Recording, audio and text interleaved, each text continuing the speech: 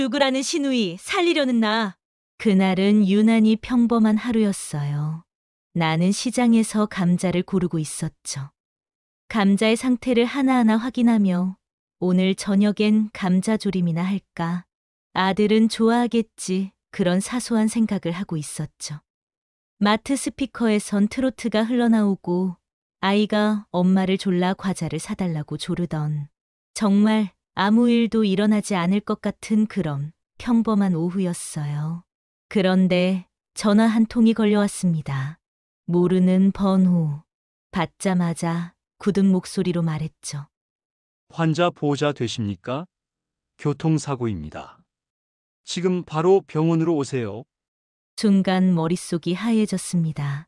내 손에 들려있던 감자 봉지가 바닥에 떨어지며 터졌고 감자 몇 알이 굴러다녔어요.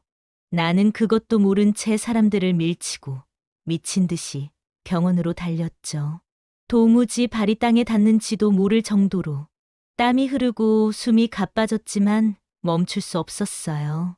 병원에 도착하자 응급실 앞엔 이미 수많은 사람들이 웅성거리고 있었고 안에서는 들것에 실린 남편이 산소 마스크를 쓴 채로 들어오고 있었어요. 의사들은 바쁘게 움직였고 나는 다리에 힘이 풀려 그 자리에 주저앉았습니다. 정수야, 정수야. 나는 의료진 앞에 무릎을 꿇었습니다. 흰 가운의 의사, 간호사들 앞에서 사람 하나 살려달라고 울부짖었어요. 제발 제발 이 사람 살려주세요. 저 이 사람 없으면 안 돼요. 제발. 내 눈에서는 눈물이 터지고 입술은 떨리고 손은 주체할 수 없이 떨렸죠. 아무도 나를 위로해주지 않았고 누구도 내 절규에 반응하지 않았습니다. 그저 차가운 의료기기 소리와 심장 박동기 소리만이 공간을 채우고 있었죠. 그 순간부터였습니다. 내 인생은 완전히 바뀌었어요. 20년입니다. 남편은 식물인간이 되었고 나는 매일 병원에 출근했죠. 출근이라 말하는 것도 이상하죠. 어디에도 이름이 적히지 않은, 급여도 없는, 그저 아내라는 이유만으로의 출근. 새벽 5시에 일어나 도시락을 싸고 병원 간호사들에게 인사를 하며 하루를 시작했어요. 정희 씨라고 부르는 사람도 있었지만 대부분은 그냥 남편 간병인으로 불렀죠. 어떤 날은 나를 청소 아주머니로 착각한 사람도 있었고요. 침대 밑에 들어간 물티슈를 주우려고 무릎을 꿇고 있으면 이모, 그거 내 방도 좀 해줘요. 라는 소리까지 들었어요. 어느 날은 병원 뒷문에서 이런 소리를 들었습니다. 저 여자도 참 20년이래. 남편 하나 때문에 인생을 다 버렸대. 버렸을까요? 아니요. 저는 지켰습니다. 사랑을, 책임을, 그리고 제 정신줄을요. 남편의 손을 잡으며 수없이 노래도 불러주고 봄이 오면 창문을 열고 햇살을 보여줬어요.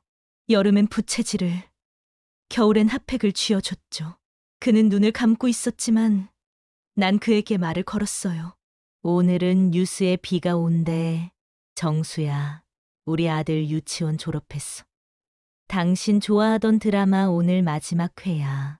그는 아무 말도 못했지만 난 매일 그에게 말했어요. 그렇게 나는 나를 지켰습니다. 남편이 아니라 나 자신을 지키기 위한 의지였죠. 20년 동안 한 번도 오지 않았던 시누이. 남편이 위독하다는 소식이 알려지자 갑자기 병실 문을 열고 들어왔습니다.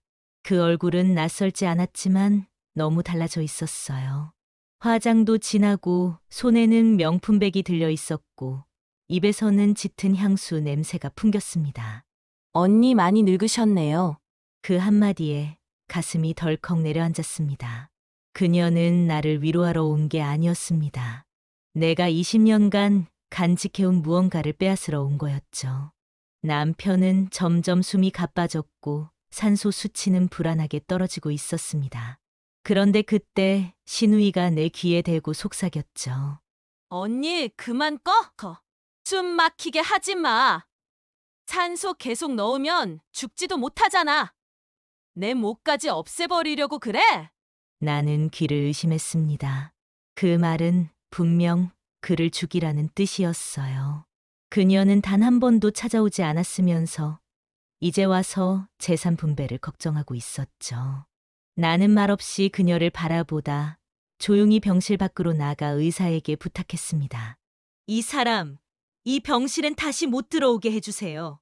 그날 이후 그녀는 병원에 오지 않았습니다. 대신 소송장이 날아왔죠. 남편이 처음으로 눈물을 흘린 건 그로부터 한 달 뒤였습니다. 눈꺼풀 하나 움직이지 않던 그가 왼쪽 눈꼬리에서 조용히 눈물을 흘리고 있었습니다. 나는 그의 눈가를 닦다가 그 조용한 물방울을 보고 그대로 얼어붙었습니다. 정수야 들리니? 나는 수없이 불러봤던 이름을 다시 속삭였습니다.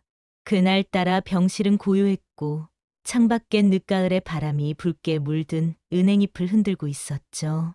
남편의 입술은 여전히 굳어 있었지만 나는 분명히 느꼈습니다. 그의 눈물은 무언가를 말하고 있었습니다. 고맙다고, 미안하다고, 그리고 살고 싶다고. 나는 그 눈물 앞에서 울지 않았습니다. 울어버리면 모든 게 무너질 것 같았거든요. 대신 손을 꼭 잡고 말했죠. 걱정 마. 나 안 무너져. 당신 다시 돌아올 때까지 나 여기 있을 거야. 그 눈물 한 줄기가 내가 20년을 버텨낸 이유였습니다. 남편의 서랍 깊숙이 나는 어느 날 낡은 편지 한 장을 발견했습니다. 정리하다 우연히 발견한 봉투엔 이렇게 적혀 있었습니다. 정희에게 내가 없을 때 열어보세요. 두 손이 떨렸습니다. 나는 숨을 들이쉬고 천천히 편지를 열었죠. 정희야, 미안하다. 이 말밖에 못해서 정말 미안하다. 사실 나는 너한테 늘 미안했다. 내가 내 옆에서 얼마나 외로웠는지 알면서도 모른 척했고, 내 일만 중요하다고 생각했던 시간들 많이 후회하고 있어. 혹시 내가 갑자기 무슨 일이 생기더라도 이 편지를 발견했다면 아래 계좌를 찾아줘. 거기엔 내 이름으로 된 통장이 있을 거야. 나중에 내가 힘들 때 꼭 필요할 거라고 생각해서 만들어 놨다. 나는 편지를 손에 쥔 채 오열했습니다. 그토록 무심한 줄 알았던 남편이 누구보다 조용히 나를 위한 길을 만들어두고 있었던 거예요. 은행에 찾아가자 정말로 그 계좌가 있었고 남편은 나 몰래 매달 적금을 붓고 있었습니다. 언젠가 이 여자가 나 없이도 살아야 할 날이 오겠지. 그런 생각으로 하나하나 준비했겠죠. 그제야 나는 남편의 눈물이 왜 그토록 뜨거웠는지 이해했습니다. 신우이는 끝끝내 날 용서하지 않았습니다. 남편이 위독하다는 소식에 병원에 나타나자마자 그녀는 존엄사 요청서를 들이밀며 말했죠. 언니 죽이는 게 도와주는 거야. 왜 혼자 욕심을 부려?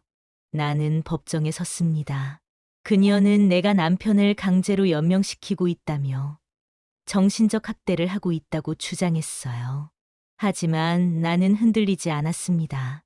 병원 간호기록지, 20년간의 출입기록, CCTV까지 모두 제출했죠.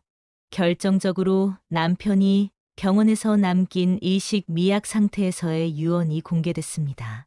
남편은 의료진과의 대화에서 이렇게 말했답니다. 나는 살고 싶어요. 아내랑 더 있고 싶어요. 법정은 조용해졌고 신우이는 얼굴이 새파래졌습니다. 판사는 존엄사 요청 기각을 결정했고 나는 남편 곁으로 다시 돌아갈 수 있었습니다. 그날 밤 남편의 손을 잡고 나는 말했습니다. 우리 이겼어. 당신 덕분에. 그의 눈꼬리에 또다시 작은 눈물 한 방울이 맺혔습니다. 남편은 아직 말하지 못합니다. 걷지도 웃지도 못해요. 하지만 나는 매일 병실에서 그에게 책을 읽어줍니다. 세상의 소식을 알려주고 아들의 사진을 보여줍니다. 아들은 자라 군인이 되었고 편지에 아빠 꼭 일어나세요. 엄마 너무 고생하셨어요 라고 적어 보냈습니다. 나는 이제야 내 이름으로 삽니다. 누구의 아내도 누구의 간병인도 아닌 나 정의로서 살아갑니다. 병원 벽에 걸린 작은 액자엔 남편과의 젊은 날 사진이 걸려 있어요. 웃고 있던 그 시절의 우리가 지금의 나에게 말하는 것 같아요. 잘 버텼어. 이제는 너 자신을 위해 살아. 나는 남편의 손을 꼭 잡고 말합니다. 정수야, 나 이제 당신 없이도 괜찮아. 하지만 당신은 나 없이 안 돼. 알지? 그날 남편의 눈꺼풀이 아주 살짝 떨렸습니다.